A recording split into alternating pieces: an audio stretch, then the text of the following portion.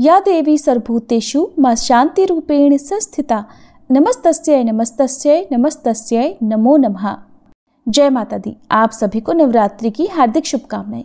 वैदिक पंचांग के अनुसार शारदीय नवरात्रि हर साल आश्विन महीने में पड़ने वाले शुक्ल पक्ष की प्रतिपदा तिथि से आरंभ होती है, जिसका समापन नवमी तिथि पर होता है। और इस बार 3 अक्टूबर गुरुवार से शारदीय नवरात्रि की शुरुआत हुई है, जिसका समापन 11 अक्टूबर को होगा। वहीं मूर्ति विसर्जन 12 अक्टूबर को किया जाएगा।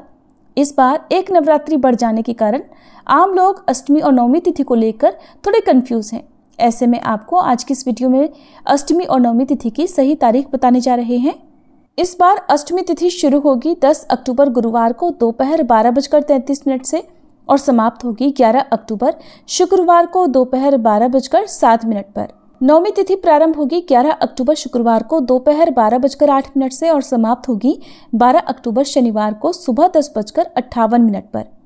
क्योंकि इस बार 10 अक्टूबर को सुबह के समय अष्टमी तिथि विद्यमान नहीं है, ऐसे में बहुत सारे लोग, यहाँ तक कि कई पंचांग में या कई मंदिरों में भी अष्टमी और नवमी एक ही दिन मनाने की बात की जा रही है। लेकिन बहुत सारे मंदिर ऐसे भी हैं जहाँ पर अष्टमी तिथि 10 अक्टूबर को और नवमी तिथि 11 अक्टूबर को ही मनाई जाएगी। और इस तरह से नवरात्रि के पूरे 9 दिन आपको पूजा के लिए प्राप्त होंगे। तिथियों के कारण जब भी इस प्रकार की स्थिति बनती है, तब ऐसे में भक्तों को यही सलाह दी जाती है कि अपने आसपास के क्षेत्रों में जिस भी दिन आपके यहाँ पर अष्टमी मनाई जा रही हो या ज़्यादा लोग जिस दिन अष्टमी की पूजा कर रहे हो, उस दिन आपको भी अष्टमी की पूजा करनी चाहिए। अगर मैं बात करूं अपनी, तो जैसे हमने नवरात्रि के पूरे उपवास रखे हैं, तो हमारे यहाँ पर नवमी पूजन होता है। ऐसे में अष्टमी तिथि 10 अक्टूबर को और नवमी तिथि 11 अक्टूबर को मनाने के साथ ही कन्या पूजन भी हमारे यहाँ पर नवमी तिथि यानी 11 अक्टूबर को सुबह के समय होगा। हवन भी सुबह के समय होगा और अगले दिन व्रत का पारणा किया जाता है। लेकिन हमारे यहाँ पर जो शुरू से नियम है वो यही है कि नवमी तिथि को सुबह कन्या पूजन करके शाम के समय व्रत का पारणा कर लिया जाता है और दशमी तिथि को सुबह कलश विसर्जन या दुर्गा विसर्जन किया जाता है।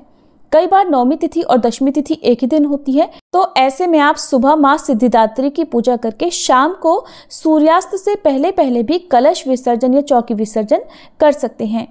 अब जो लोग भी 10 अक्टूबर गुरुवार को अष्टमी तिथि मानते हुए कन्या पूजन करना चाहते हो, वो सुबह 6:25 से दोपहर 12:30 के बीच में कन्या पूजन कर सकते हैं। हालांकि अष्टमी तिथि दोपहर के बाद से ही शुरू होगी, लेकिन फिर भी आप इस दिन पूजन कर सकते हैं।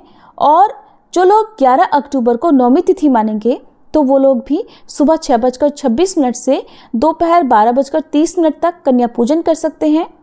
अब जो लोग 11 अक्टूबर शुक्रवार को अष्टमी और नवमी तिथि की पूजा एक साथ करने वाले हैं, वो ऐसा कर सकते हैं कि दोपहर 12:07 तक तो अष्टमी तिथि रहेगी। तो जिनके यहाँ पर अष्टमी के दिन कन्या पूजन होता हो, वो दोपहर 12:07 तक कन्या पूजन कर सकते हैं। यानी सुबह सूर्योदय से लेकर दोपहर 12:07 तक अष्टमी तिथि रहेगी।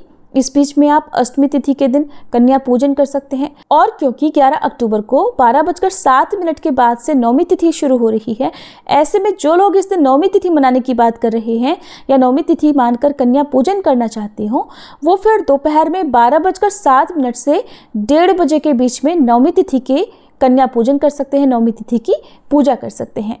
और व्रत का पारणा आप चाहे अष्टमी पूजन करते हो या नवमी पूजन करते हो, 11 अक्टूबर की शाम को भी कर सकते हैं। हालांकि नवरात्रि में पूरे 9 दिन की पूजा करने के बाद दशमी तिथि को ही व्रत का पारणा करने की सलाह दी जाती है। नवरात्रि के व्रतों में पूर्णाहुति के साथ ही हवन किया जाता है और इसी के साथ व्रतों का समापन हो जाता है। अंतिम दिन हवन सभी को करना चाहिए, चाहे आप खुद से करें या पंडित जी को बुलवा कर करें। तो ऐसे में जिस दिन भी आपके यहाँ पर कन्या पूजन किया जाएगा, कन्या पूजन करने से पहले पहले आप हवन भी जरूर कर लें। कलश विसर्जन और दुर्गा विसर्जन किया जाएगा 12 अक्टूबर दिन शनिवार को सुबह 10:59 से शाम 5 बजे तक।